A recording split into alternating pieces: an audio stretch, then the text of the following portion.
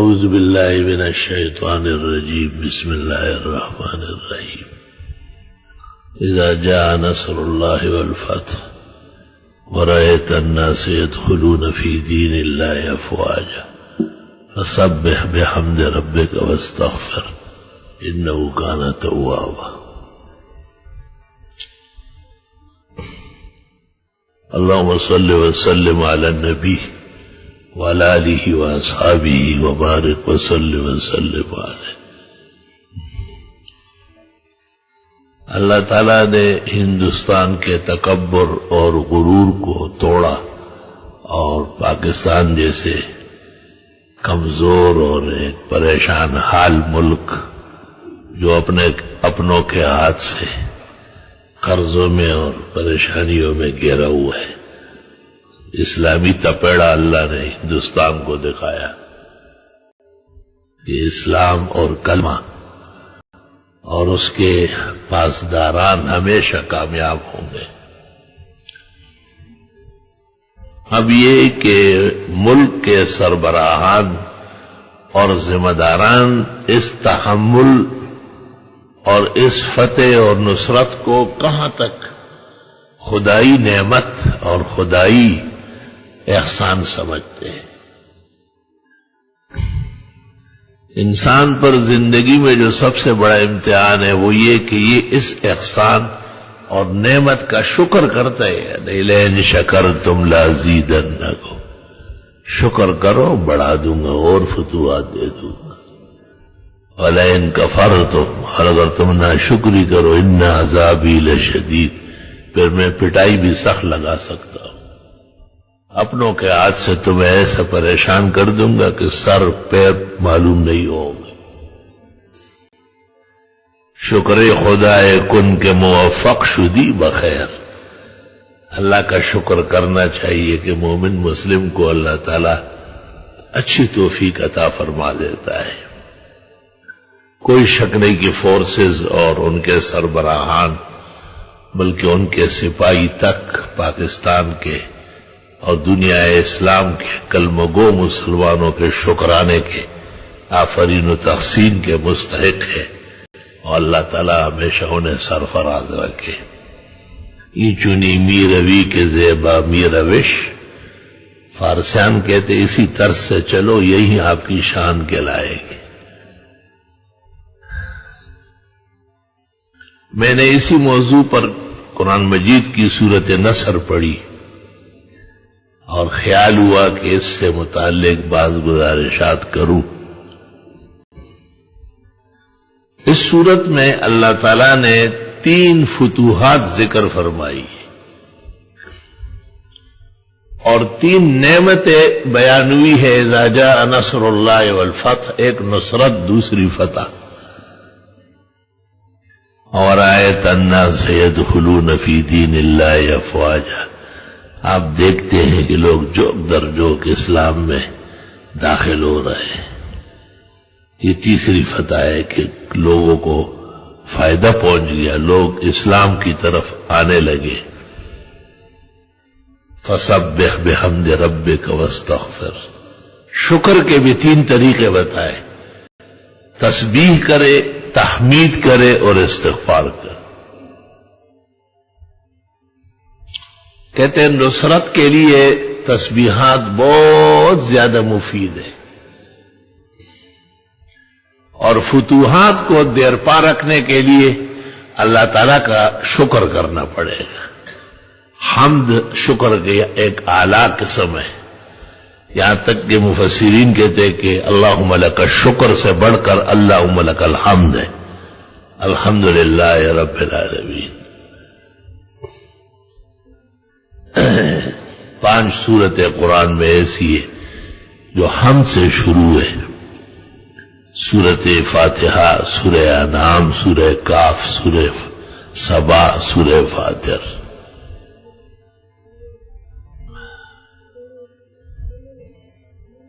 یہ ایک بہت بڑی بونچالی کیفیت تھی.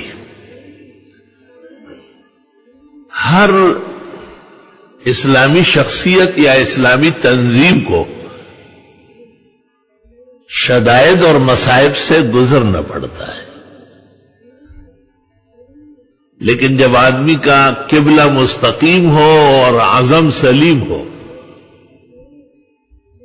تو اس کو گھبراہٹ نہیں ہوتی، اور وہ خندہ پیشانی سے ان حالات کو سہتے ہیں۔ نہیں ممکن کہ رلائے غم دوران تو مجھے، میں نے ہر حال میں ہنسنے کی قسم کھائی۔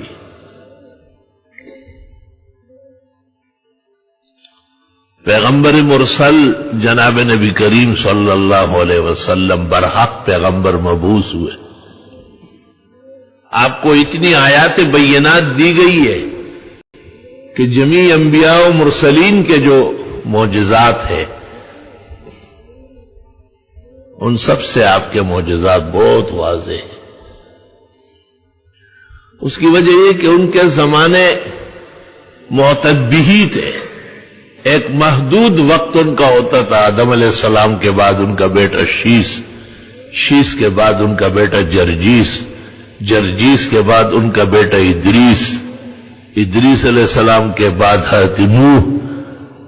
یہ تمام انبیاء پے در پے چلے آئے ہو۔ تترا قرآن کہتا ہے، ہم نے پیغمبروں کو پے در پے تترا یکے بعد دیگرے پر لپسے، بختوں کے وہی پر لپسے، یوم الپسے پر لپسے۔ اور ہر پیغمبر اور رسول کو اللہ تعالیٰ نے معجزہ دیا ہے۔ کچھ معجزات بہت واضح ہے اور کچھ معجزات کے لیے امعان اور دقت نظر درکار ہے۔ وَلَقَدْ آتَيْنَا مُوسَىٰ 9 آیات بینات، حضرت موسیٰ کو 9 روشن قسم کے معجزات دیے گئے۔ حضرت نوح علیہ السلام کا تو خود عمر شریف جو ہے 1365 سال اول و آخر، وہ ایک معجزہ ہے، اور پھر حضرت کی کشتی اور کشتی میں کائنات کو بچانا اور تمام کفار کا ملیامیٹ ہونا، اور حضرت کا اتنے طویل عرصے سے قرآن کہتا ہے کہ 50 سال کم 1000 یعنی 950 سال تو حضرت کی تبلیغ ہے۔ یہ خود معجزات ہے۔ ابراہیم علیہ السلام 2 بیٹے اسماعیل و اسحاق دونوں کعبوں کے سامنے ذبح ہوئے۔ اسماعیل علیہ السلام بیت اللہ کعبہ معلیٰ کے لیے اور حضرت اسحاق القدس کو قبلہ میں بدلنے کے لیے۔ ما سمیت قبلہ الا یذبح فی قربها و جوارها نبی من الانبیاء۔ مسند ابی اعلیٰ کی ایک روایت حضرت شاہ صاحب نے اختیار کیا ہے۔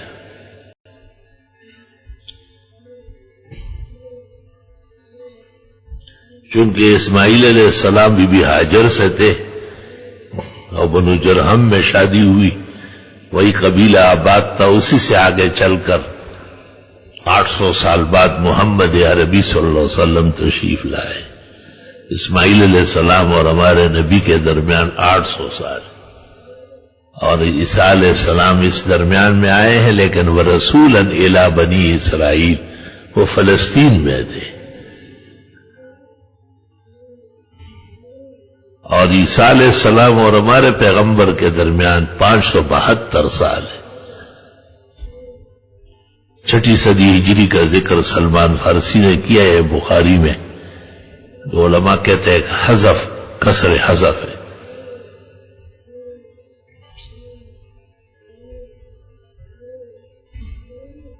محمد عربی صلی اللہ علیہ وسلم اسماعیلی ہے، ابراہیمی ہے اور اسماعیلی ہے، اور اسحاق کو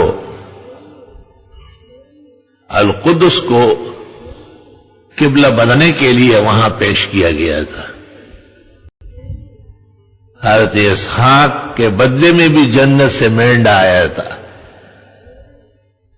اور اس کے سینگ بھی القدس کے سامنے لٹکے تھے، جیسے حضرت اسماعیل کے بدلے میں جو جنت سے مینڈا آیا اس کے سینگ خلافت عبداللہ ابن زبیر تک لٹکے ہوئے تھے۔ لیکن اسرائیلیوں میں اپنے اکابر اور بزرگوں کی یاداشت کا جذبہ نہیں تھا. ان کے ہاں انبیاء بھی بکثرت آئے، 70,000 کے قریب انبیاء بنی اسرائیل میں آئے. چھوٹی چھوٹی آبادی ہوتی تھی، ایک جگہ سے دوسری جگہ جانا مشکل تھا. تو وہی اس بستی میں ایک کو نبی بنایا. مدین میں شعیب علیہ السلام ہے. مصر کے لیے حضرت موسیٰ اور حضرت ہارون کا انتخاب ہوا ہے. یوسف علیہ السلام بھی مصر میں ہیں اور حضرت ایوب بھی آس پاس ہے، اور ادھر نینوا کے اندر حضرت یونس ہے. ایک ایک وقت میں 45 اور 145 تک انبیاء زمانے نے دیکھے. اور آپ کے لیے آخر زمانے کا انتخاب کیا گیا، کیونکہ آپ نبوت میں یکتا تھے، خاتم اور مختم تھے آپ.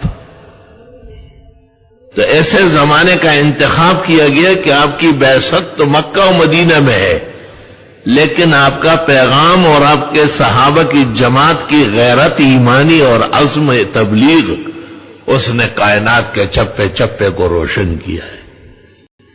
یہ ایک لمبی تاریخ ہے، داستان ہے، میں اس میں نہیں پڑھنا چاہتا. آپ کو حیرت ہوگی کہ دیوار چین پر سینکڑوں سال کام ہوا اور اس کے بعد پتہ چلا کہ یہ دیوار یہاں سے یہاں تک ہے. وہاں صحابہ کی قبریں مل گئی. یہ لوگ پہنچے کیسے؟ کہتے ہیں اوپر سے رسی کے ذریعے نیچے اترے اور وہاں کے لوگوں کو تبلیغ کی اور ان کو ایمان اور کلمہ سکھایا ہے. مولانا شبیر احمد صاحب عثمانی نے اسلام اور سائنس مقالے میں تفصیلاً ذکر کیا ہے اس کا. یہ کابل کے اوپر ایک دیوار ہے پہاڑ پہ، وہ صحابہ نے توڑا ہے، جتنا انہوں نے توڑا ہے اتنی ٹوٹی ہے. آج تک دوبارہ کوئی ماں کا بیٹا اس کو توڑ نہ سکا. صحابہ جیسے کون ہے؟ استاذ بہت بڑے تھے، بہت قابل تھے، اور ان کے اندر ایسا عزم جذبہ وحی کے ذریعے اللہ نے پیدا کیا.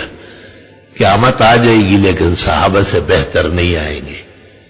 اس لیے اہل سنت والجماعت کا عقیدہ ہے افضل الخلائق بعد الانبیاء اصحاب رسول اللہ صلی اللہ علیہ وسلم. ابو اسحاق اسفرائینی نے عقائد اسلام میں نقل کیا ہے. تحبیر میں ابن امیر بادشاہ نے، تیسیر میں محمد امین بخاری نے، اور شیخ الاسلام ابن تیمیہ نے منہاج السنت النبویہ فی رد الشیعۃ والقدریہ کہ آخر کے اندر فضائل اصحاب میں کہا ہے اتفقت الامہ ولا یمہ بأن افضل الخلائق بعد الانبیاء والمرسلین ہم اصحاب رسول اللہ صلی اللہ علیہ وسلم. اہل سنت والجماعت کے معتبر عقائد میں سے اس کو شمار کیا گیا.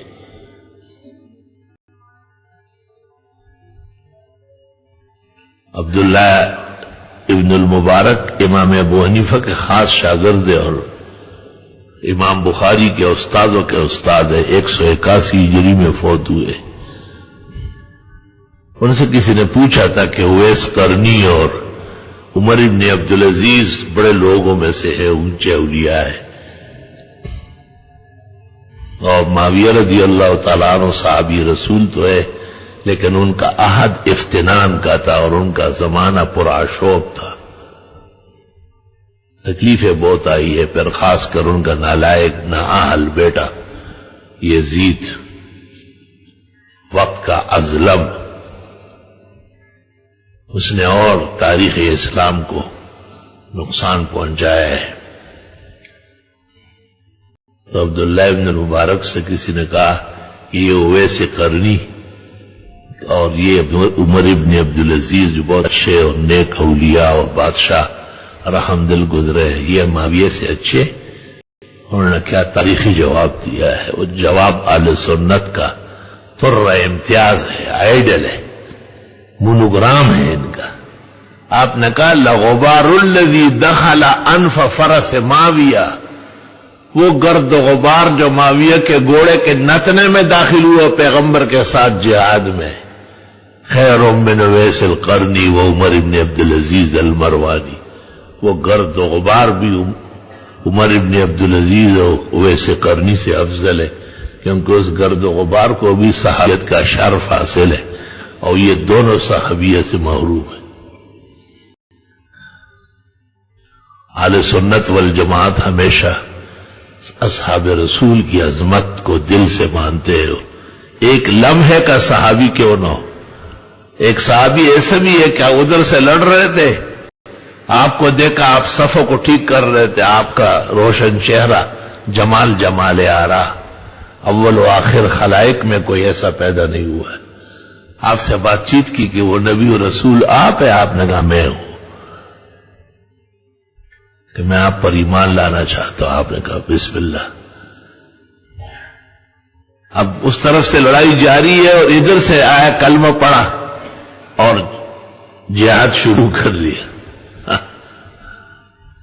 اب شہید ہو گئے. جب شہداء اٹھائے جا رہے تھے، آپ نے اس کو دیکھ کر فرمایا ما صلی و ما صام.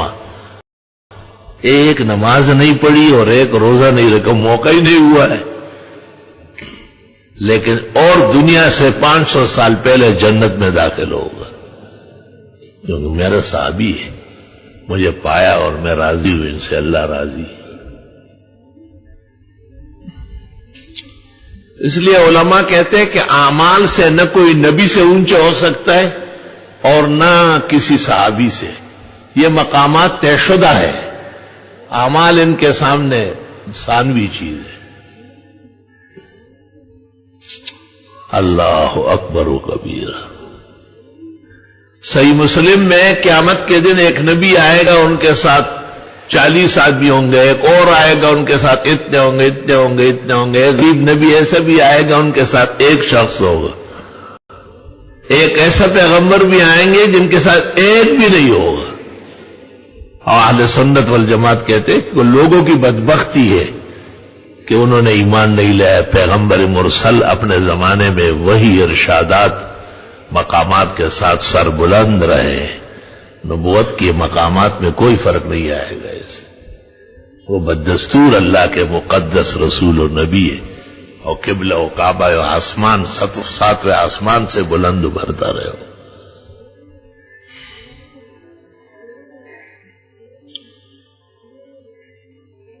بہرحال اللہ تعالیٰ نے فرمایا کہ میری نصرت آ گئی اور مکہ فتح ہوا.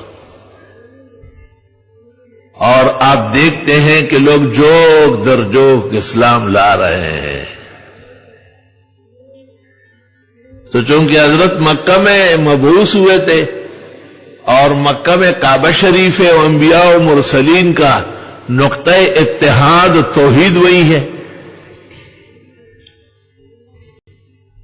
لیکن زمانے کی گردش سے ماحولیات اتنی گدلی ہو گئی تھی کہ وہ لوگ تمام ناکردگیوں میں مبتلا تھے. اس زمانے کے لوگ جاہلی زمانہ کہتے ہیں.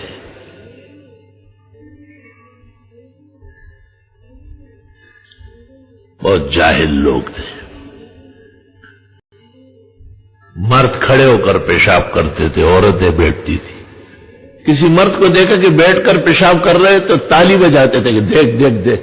کھڑے نہیں ہو سکتے. تجارت کو بہت معیوب اور بہت زیادہ بزدلوں کا کام سمجھتے، لوٹ کا سوٹ پر فخر کرتے تھے. تجارت کی کیا ضرورت ہے، بس تلوار لے لو، راستے میں کھڑے ہو جاؤ. اس زمانہ کے دہشت گردوں نے جو تعلیم دی تھی اور لوگ پالے تھے. اور یہ کہ کل یہ ہمارا داماد بنے گا اور بہنوئی بنے گا، تو یہ اس سے بہتر نہیں ہے کہ ان کو ختم ہی کر دیں. تو اپنی بچیوں کو زندہ درگور کرتے تھے. اب دیکھو تمام خرابیاں. کعبہ شریف کا طواف کرتے تھے تو کپڑے باہر اتار کے رکھتے تھے کہ ان کپڑوں کے ساتھ تو ہم نے باہر گناہ کیے. اللہ تعالیٰ نے جب ہم کو بھیجا تھا تو ہم بغیر کپڑوں کے تھے، تو بغیر کپڑوں کے طواف کر رہے کعبہ شریف کا، اس کو ثواب سمجھا جا رہا. قرآن اس کا ذکر کرتا ہے. ان کے اس شرمناک ماحول کو قرآن رد کر رہا ہے. وَمَا كَانَ صَلَاتُهُمْ عِندَ الْبَيْتِ إِلَّا مُكَاءً وَتَصْدِيًّا. نماز کیا پڑھتے تھے؟ تالیاں بجانا اور سیٹیاں بجانا.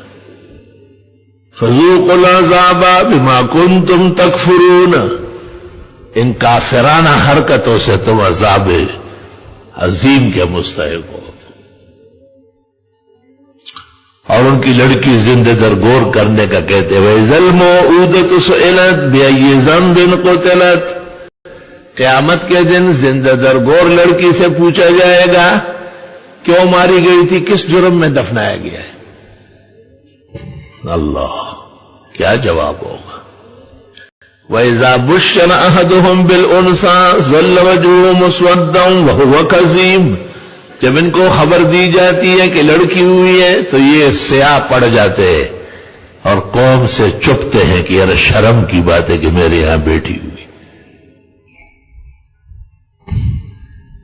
اللہ نے اس لیے نبی مرسل رسول اکرم صلی اللہ علیہ وسلم کو شروع میں 4 کے 4 بیٹیاں دی، زینب، ام کلثوم، رقیہ، فاطمہ رضی اللہ تعالی عنہن. اور یہب لمن یشاء اناثا، کسی کو خدا بیٹی دے تو یہ تحفہ ہے، اور ذکر ہی قرآن نے لڑکی سے کر لیا. آپ نے اس لیے کہا کہ میرے آنے کے بعد عورتوں کے حقوق کوئی پامال نہیں کر سکتا. میں نے عورتوں کے معراج اور عزت بلند کی ہے، میں اس کے لیے آیا ہوں. یا رب صلی وسلم علیہ.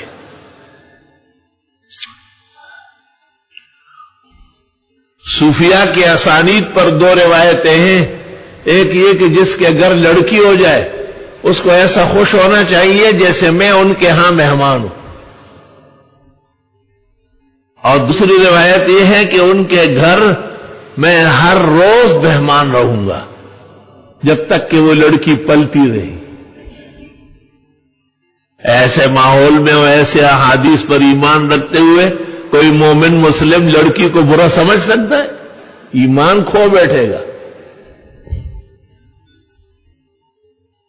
ہمارے یہاں شروع میں بیٹیاں ہو رہی تھی تو ایک خاتون ہمارے گھر آئی اور انور شاہ کی والدہ کو کہا کہ مولانا بیٹیوں کے پیدائش پر بہت خوشی مناتے ہیں تو اس لیے تو ایک اور ہو جاتی ہے، ایک اور ہو جاتی ہے، تو آپ لوگ غم منائے اور افسوس کریں. میں نے اہلیہ کو کہا کہ آئندہ یہ گھر نہ آئے، یہ اسلامی ماحول میں کافر عورت ہے، خبردار کہ یہ گھر میں قدم رکھے. وقت جو مقرر تھا جب وہ آ گیا تو اللہ تعالیٰ نے محمد انور شاہ کو بھیج دیا. 4 بیٹیاں شروع میں، اس کے بعد محمد انور شاہ. حضرت کے بھی 4 بیٹیوں کے بعد محمد قاسم اور طاہر اور عبداللہ اور ابراہیم 4 بیٹے ہوئے. 37 بیبیاں ہیں، 17 منکوحات اور باقی کنیز، جواری اور ایما. عجیب بات ہے کہ آپ اتنے مصروف آدمی اور آپ نہ تھک رہے ہیں نہ کسی کام سے اکتا رہے ہیں. آپ 5 نمازیں خود پڑھا رہے ہیں. مشکل سے 2-4 نمازیں مل رہی ہے. ایک وہاں بنو عبد الاشل گئے تھے، مغرب میں عبد الرحمن بن عوف آگے ہو گئے تھے، اور دوسرے ابوبکر صدیق کو آپ نے کہا کہ آپ پڑھائیں، میری طبیعت ناساز ہے، اور یہ خدا کا حکم ہے کہ ابوبکر نمازیں پڑھائیں. اسی سے صحابہ نے بنو ثقیف ساعدہ کے اندر استدلال کیا کہ ابوبکر کو جب پیغمبر نے مصلی پہ کھڑا کیا تو خلیفہ بھی یہی ہوں گے، اور عمر نے مہاجرین و انصار سے پوچھا کہ تم اس کا جواب دے سکتے ہو؟ انہوں نے کہا نہیں، کوئی جواب نہیں. تو کہا پھر بیعت کر لو. عمر ہے، عمر جہاں ہو وہاں غیرت کی بارش ہوگی. توبہ کیا کرے آج بھی.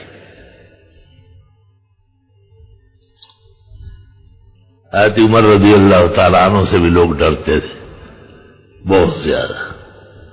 تو جب خلیفہ منتخب ہوئے حضرت ابوبکر کے پاس ایک شخص آیا، اس نے کہا آپ دنیا سے کیا جا رہے ہیں، ہمارے لیے ایک آفت کھڑا کیا. لوگ آج کل بعض تنظیموں سے ڈر رہے ہیں خواہ کی. اول تو تنظیموں کو بھی اپنی ریاست کے لیے مسائل نہیں پیدا کرنا چاہیے، وہ حدود و آداب میں رہے. اور ریاست کو بھی آنکھیں کھول کے وہ قدم احتیاط سے رکھنا چاہیے. کہیں ایسا تو نہیں کہ اپنے گھر کو ویران کر رہا ہو. چند روزہ 2-4 دن کی حکومت جگ ہسائی کا باعث بن جائے گی. دونوں اعتدال سے رہے. جو لوگ کہتے ہیں کہ ہم اسلامی تنظیم ہے، اسلامی تنظیم کسی کافر کے بھی دشمن نہیں ہوگی، کیونکہ اس کافر کو تو ہم نے تبلیغ اسلام کی دعوت دینی ہے. تو وہ زندہ و سلامت رہے تو ہم دعوت دیں گے، وہ کلمہ پڑے گا.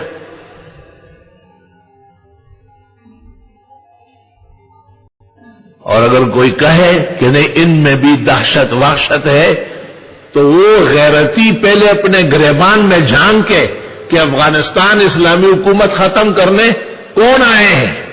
دہشت گرد تو وہ ہے جو بنے بنائے ہماری اسلامی حکومتوں کو تس نس کر دے. اور عراق میں کس کے توپ اور ٹینک اور نفری کلم کلہ آ کر ان کو آج تک اسلام کا نام نہیں لینے دے رہے. اور مصر اور لیبیا اور شام کے اندر انارکی اور افتنان کس کا پیدا کرتا ہے؟ کس کس کی زبان روک نہ جاؤں تیرے خاطر، کس کس کی تباہی میں تیرا ہاتھ نہیں ہے. ان کو چھپایا جاتا ہے زور سے، طاقت سے. یہ رد عمل ہے. آپ روز کہتے ہیں کشمیر میں ہی ہے، کشمیر کس طرح آزاد ہوگا؟ کچھ تو سوچ لو نا.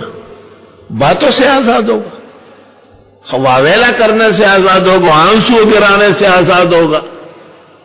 اقدامات تو اسلام کے لیے ضروری ہے.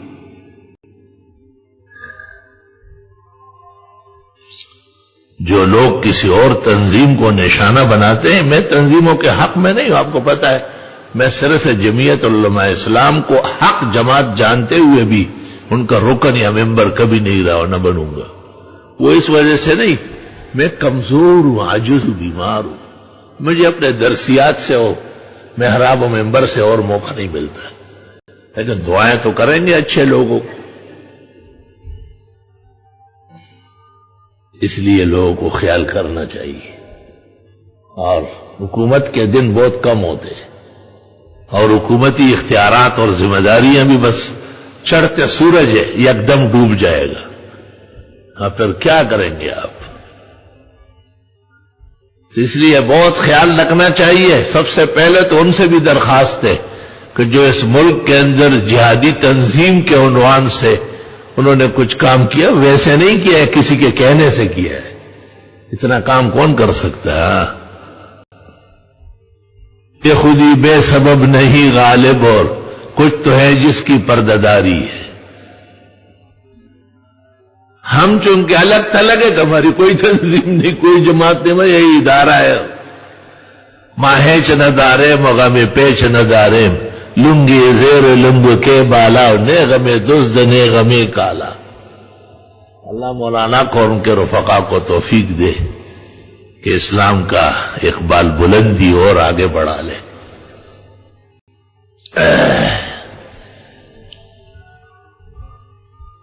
حدیث شریف میں آپ نے ایک موقع پہ کہا، حل تعلمون اخواننا، تم ہمارے بھائیوں کو جانتے ہو؟ صحابہ نے کہا ہم. کہا تم تو انتم اصحابی، تم تو صحابہ ہو. صحابہ خود ایک مقام مرتبہ ہے. کہا ملائک ہوں گے؟ کہا وہ تو کھاتے پیتے نہیں ہیں، گناہ ہی نہیں کر سکتے. صحیح مسلم میں اور مسند احمد میں نشان لگا ہے میرے نسخے میں. آپ نے کہا الذین یأتون بعدنا لم یرونا ویؤمنون بنا، وہ لوگ جو بعد میں آئیں گے 15ویں صدی کے مسلمانوں کو دیکھو کیسے ہندوستان سے پکنک بلا دیا، 1-2 گڑچے دے دیے اور مودی سے مردودی بن گیا. بجائے کامیاب ہونے کے اپنے علاقے میں سیاسی جلسہ نہیں کر سکتا ہے. اللہ پاکستان اور اس کے ذمہ دار جو اسلامی عزت و ناموس کے علمبردار ہے، خاص کر اسلام کے پاکستان کے تینوں فورسز، محفوظ و مامون فرمائے، ہر باد مخالف سے بچائے.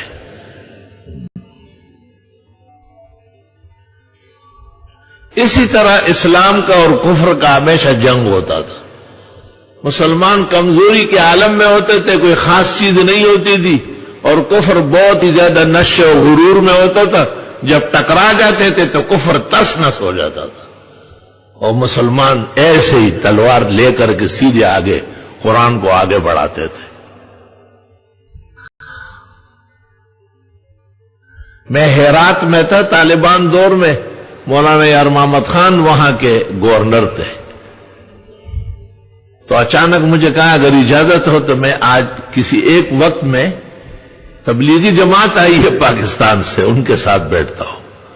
میں نے کہا یہ کام کم ہے جو آپ کر رہے. کہ نہیں، امیر المومنین کا حکم ہے کہ ہر علاقے کے اندر جب تبلیغی جماعت آئے گی تو مقامی وزیر اور گورنر بھی ایک وقت ساتھ دے. میرے ساتھ مولانا سنجان صاحب محدث سرحد اور کافی علماء تھے. میں نے کہا کہ پھر ہم بھی چلتے ہیں. وہ بڑا خوش ہوا. کہا اچھا. ہم جو وہاں گئے وہ تبلیغ والے سب واقف تھے اور بہت خوش ہوئے. مجاہد اور فقیر کا بھی بیان ہوا اور ایک جشن کا سما بن گیا. تو دیکھو، چونکہ اسلامی روایات کے حامل تھے تو اسلامی روایات جن جن کاموں سے اونچی ہو رہی ہے، امیر المومنین نے گورنروں کو پابند کیا تھا کہ کسی بھی تبلیغی جماعت کو ایک وقت دینا ہے. آپ کچھ بھی کریں.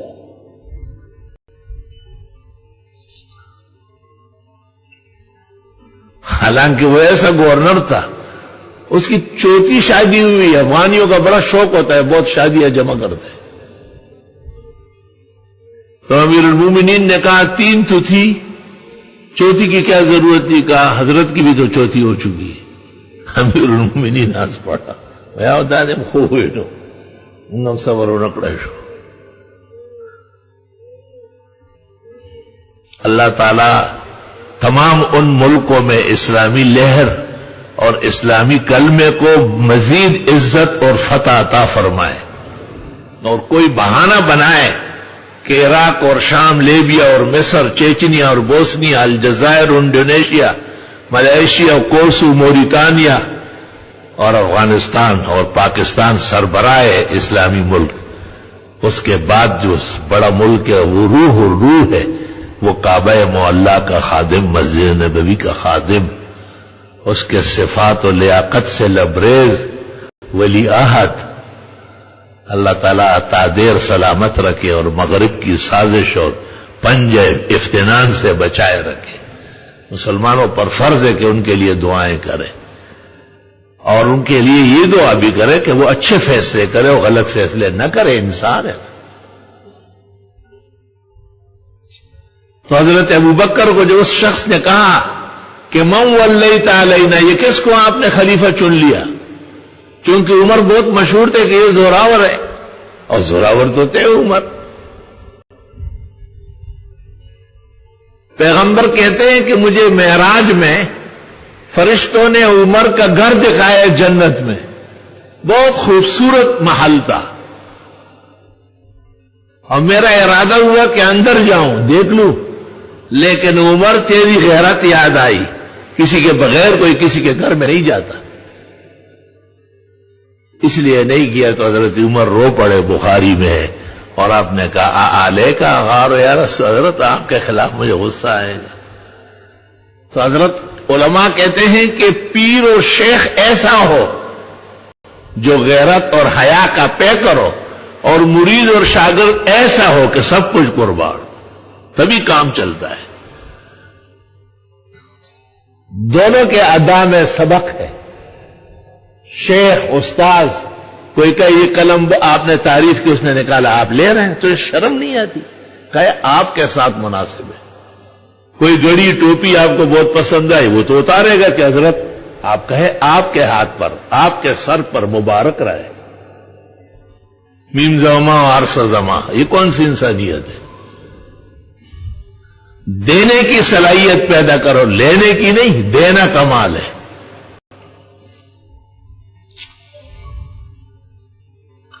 تو جب حضرت ابوبکر سے یہ کہا گیا کہ آپ نے ایک سخت آدمی کو ہم پر لگا لیا، تو آپ لیٹے ہوئے تھے، طبیعت ناساز تھی، حالت مرگ تھی. آپ نے اشارے سے کہا کہ بٹھا لو نا، تکیہ رکھ کے حضرت کو بٹھایا اور پھر فرمایا لو سئلت عنہ یوم القیامہ، اگر یہ سوال قیامت کے دن بارگاہ جل وعلا میں ہوا لاقولن، تو میں کہہ سکوں گا ولیت بعدی خیر الرجال، میں نے بہترین انسان کو اپنے بعد خلیفہ چنا ہے۔ تو لوگ تو ویسے ہی اسلامی لہر سے اسلامی عزت و ناموس سے گھبراتے ہیں، نہ اسلام میں دہشت ہے اور نہ وحشت ہے۔ جو واقعی دہشت اور وحشت کے مرتکب ہے وہ اسلامی تنظیمیں نہیں ہیں، ان میں اسلام کا بو موجود نہیں ہے۔ حدیث میں ہے رسول اکرم صلی اللہ علیہ وسلم اور صحابہ ایک سفر سے واپس ہوئے، سخت گرمی کا موسم تھا، اچانک ایک جنگل آیا جس میں گھنے درخت دور تک سائے، آپ نے صحابہ سے کہا کچھ آرام یہاں کر لیتے۔ ایک اچھا درخت تھا، بڑا گھنا اور ٹھنڈے چھاؤ والا، صحابہ کہتے ہیں ترکناہا لرسول اللہ صلی اللہ علیہ وسلم، سب نے اشارہ کیا کہ حضرت کے لیے رہنا۔ آپ نے بہت خوشی میں تلوار لٹکائی اور تھوڑی دیر کے لیے آنکھ لگانے کی کوشش کی، کہیں سے جنگل سے ایک عربی نکل آیا، دیہاتی بانڈچی، اور حضرت کی تلوار اٹھائی، اور حضرت کو کہا میں یمنعک منی، کون بچائے گا؟ آپ نے کہا اللہ، تلوار اس سے گر گئی اور آپ نے لیا، اور آپ نے کہا میں یمنعک منی، تجھے کون بچائے گا؟ وہ خاموش۔ آپ نے فرمایا آپ بھی اللہ کا ہے نا؟ جب اس نے کہا اللہ، آپ نے کہا جائے۔ تو دیکھو وہ سر لینے آیا تھا، آپ نے اس کو کیسے معاف فرما دیا کلمہ پڑھا کر۔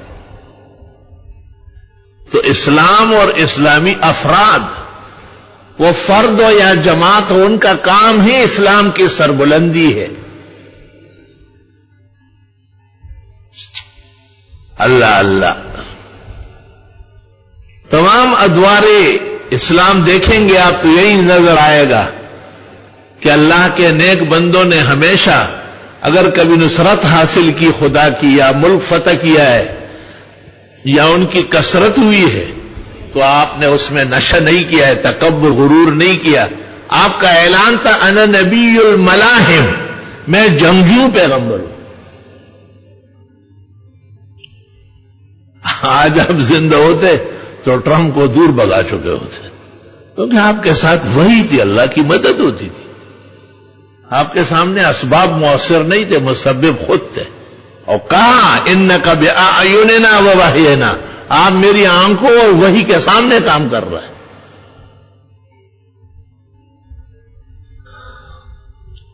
لیکن جب مکہ فتح ہوا، مشرکین تس نس ہوئے اور ان کی ہمتیں جواب دے گئی، تو اس وقت آپ نے کیا کہا پتہ ہے؟ انا نبی المرحمہ، اب میں مہربان پیغمبر ہوں، ہمیں کوئی سزا وزا کسی کو نہیں دے رہا۔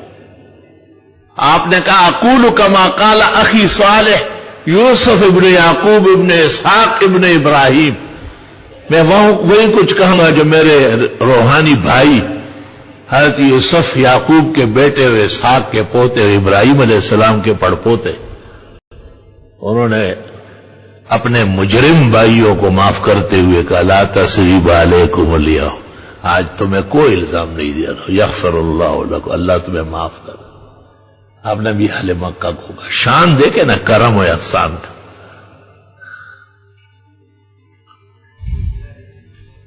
تو چونکہ تین نعمتیں اللہ نے عطا کی، اذا جاء نصر اللہ والفتح،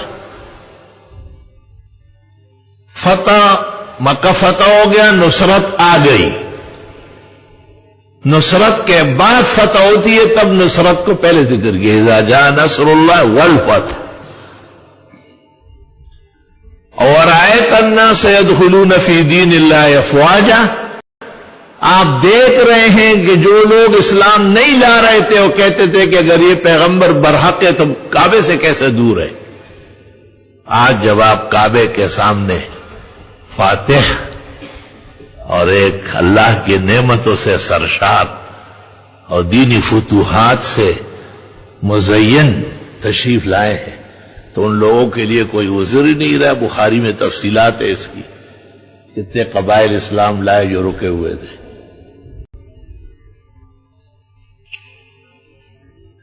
تو اسلامی سلطنت یا اسلامی ریاست، اس کی ذمہ داریاں 3 ہیں.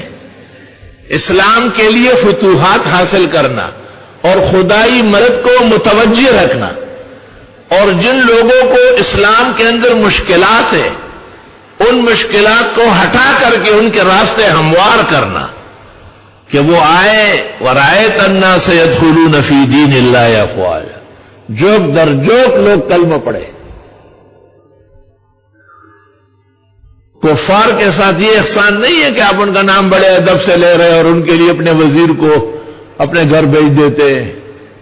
یہ سوچنا چاہیے کہ یہ کیا کام ہو رہا ہے، یہ کون سے اصطلاحات ہیں. اس سے ملک کی عزت بڑھتی ہے یا ذلت پیدا ہو رہی ہے؟ آپ وزیروں کو ویسے منہ پر ذرا پابندی رکھے اور ان کو کہو کہ وزیر بنے ہو کوئی خدا اور رسول نہیں بنے ہو. پہلے تولو اور پھر بولو.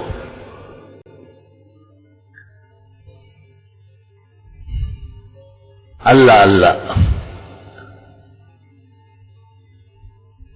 3 کام جب حکومت وقت کرے گی تو وہ عین اسلامی حکومت ہوگی. اسلام کے لیے فتوحات حاصل کرنا، اسلام کے لیے خدائی مدد نصرت حاصل کرنا، اور اسلام لانے میں جن لوگوں کو جو دقت اور گرانی ہے وہ دقت گرانی ہٹانا اور انہیں اسلامیات اور اسلامائزیشن آسانی سے دینا. تو مدینے کی فلاحی ریاست تو خیر بنی جائے گی اور خلافت راشدہ آ جائے گا، لیکن ایک جمعے کی تعطیل سے تو آپ گھبرائے نہیں، اس کو تو کر ہی لیتے. گزشتہ جس شخص نے جمعے کو قتل کیا ہے وہ جیل میں مر رہا ہے لیکن علاج نہیں ہو رہا ہے. اس کو غصہ آیا ہے اور حکومت کو بھی ظاہر ہے ناراضگی تو ہے. اصل خدائی پکڑ میں ہے. وہ اس نے اپنے دور میں جمعۃ المبارک کی سرکاری حیثیت خاک کر دی اور مسلمان قوم پر عیسائی دن اتوار مسلط کر دیا گیا جو مغضوبین و ضالین کا دن ہے. اور جن مولویوں نے ساتھ دے دیے وہ بھی اپنا انجام دے کے ذرا وہ بھی بچیں گے نہیں. ہم تو ڈوبے ہیں صنم تم کو بھی لے ڈوبیں گے. تو تمہیں جلدی جمعہ بحال کرنا چاہیے تاکہ اس کی ہوا سے بچے، ان کی مشابہت سے بھی بچے. اور ملک نے کتنا انتظار کیا، کتنی خوشی منائی. اور حکومتی افراد کا یہ کہنا کہ یہ تو زیر غور نہیں، باعث صد شرم ہے، باعث صد دروگوئی ہے. اسلام کا ہر کام اسلامی ریاست کے ہاں قابل غور نہیں، مستحق کی فیصلہ ہے کہ جلدی اس پر آرڈر ہو جائے. تو اب سوال یہ کہ 3 نعمت اللہ نے عطا کی، فتح آ گئی، نصرت پہنچ گئی، کام ہو گیا، لوگ اسلام میں آئے. آپ کو کیا کرنا ہے اور ہمیں کیا کرنا ہے؟ فسبح بحمد ربک واستغفر، اللہ کی تسبیح کرے، تحمید کرے اور استغفار کثرت سے پڑھے. علماء دین کہتے ہیں کہ تسبیحات پڑھنے سے نصرت الہی متوجہ رہتی ہے. اس لیے بی بی فاطمہ نے جب خادم اور نوکرانی مانگی تو آپ نے تسبیحات بتائی، بھئی ٹھیک ہے یہ کرو نا، کام خود بخود ہو رہا ہے. ہم کہیں اوپر نیچے ہوتے تو کتنے خادم اور لوگ جان چھڑکتے. یہ 15ویں صدی میں ایک استاد، ایک عاجز فقیر دینی طالب علم کا یہ حال ہے. تو بی بی فاطمہ خواتین جنت کی سعادات، اور علی علی علی ہے، حیدر کرار، ان کو کہا کہ بس آپ تسبیحات رات کو سوتے وقت 33 33 34 پڑھے، سب کچھ کام ہو جائے گا. اور جب فتح ہو گیا مکہ، علماء کہتے مکے کا فتح فتح العالم ہے. فتح العالم جیسے کعبہ کعبۃ العالم ہے، پورے عالم کا کعبہ ہے. تو بحمدی اب حمد شکر اللہ تعالیٰ کی بہت زیادہ کرنا چاہیے. اور جب آپ دیکھتے کہ لوگ آ رہے ہیں مسلمان ہو رہے ہیں اور یہ مسلمان ہو جائے جو بھی نہیں ہے اور ان کو اسلامی تعلیمات نصیب ہو جائے اور ان کو آسانی سے اسلام کی عزت عظمت اور ناموس نصیب ہو جائے تو آپ استغفار کریں. یہ استغفار کا ایک مزید فائدہ سورۃ نصر سے نکل آیا کہ ساتھی بڑھیں گے آپ کے، حمادین بڑھیں گے، مداحین بڑھیں گے، مطیعین و منقادین بڑھیں گے. وَرَأَيْتَ النَّاسَ يَدْخُلُونَ فِي دِينِ اللَّهِ أَفْوَاجًا. 3 احسانات اللہ نے کیے، نصرت بھیجی، مکہ فتح ہوا، لوگ جوک در جوک اسلام میں آئے اور 3 احکامات دے دیے شکرانے کے کہ اللہ کی تسبیح تحمید اور استغفار بجا لائے تاکہ نصرت فتح برقرار رہے اور اللہ کی طرف سے مسلمانوں کو، پاکستانیوں کو، پورے عالم کے کلمہ گو مسلمانوں کو مزید آسانیاں نصیب ہو. وآخر دعوانا